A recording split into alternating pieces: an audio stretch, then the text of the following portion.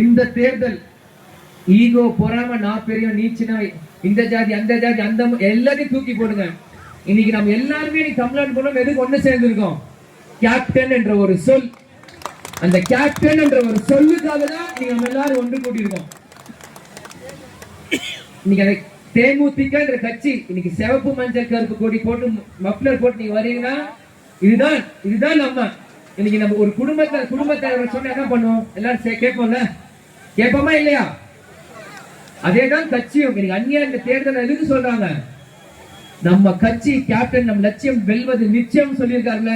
இந்த லட்சியத்துக்காக நம்ம ஜெயிக்கணும். கண்டிப்பாக எல்லாரும் தூக்கி எறிஞ்சு இந்த தேர்தல் அந்நிய அம்மா என்ன சொல்றாங்களோ அது கட்டுப்பட்டு இந்த தேர்தல் செய்வோம். 100க்கு 200% எல்லாரும் வேலை பாருங்க. நம்ம போற கூட்டணி 100% ஜெயிக்கும். இந்த தேர்தல் சத்திரனா இருக்கிறவர சாணக்கியனா இருப்போம். தேர்தலுக்கு முன்னாடி சில பேர் அந்த கட்சிக்கு அவ்வளவு எம்எல்ஏ இருக்கு, இந்த கட்சிக்கு அதெல்லாம் நீ தூக்கி போட்டுருங்க. தேர்தலுக்கு பிறகு எந்த கட்சிக்கு எத்தனை எம்எல்ஏ இருக்கு அதுதான் பேசும். அதை யோசிங்க. தேர்தல் அதுதான் சொன்ன சத்திரனா சாணக்கியனா இருக்கும். நம்மளோட ஒரே ஒரு இலக்கு இந்த வாட்டி எந்த கூட்டணி போறோமோ அந்த கூட்டணி நம்ம உண்மையா வேலை பார்த்து ஜெயிக்கணும். 2, எத்தனை எம்எல்ஏ சீட் கிடைக்குதோ அதுக்கு 100க்கு 100% அடிக்கணும். அதுதான் 100 out of 100 வாங்குறோம். அது 15 20 30 கணக்கு இல்ல, 100 out of 100 அதுதான் முக்கியம்.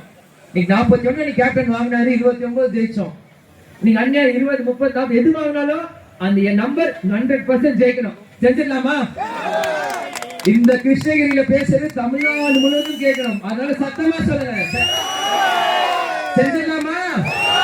தேமுதிக தொண்டர்களை கேட்கிறேன், தமிழ்நாடு மக்களை சப்போர்ட் பண்ணுவீங்களா? செஞ்சிடலாமா? கேட்பது என் உரிமை, கொடுப்பது உங்க கடமை. திரும்பியும் சொல்றேன், கேட்பது என் உரிமை, கொடுப்பது உங்க கடமை. விடை பெறுகிறேன்.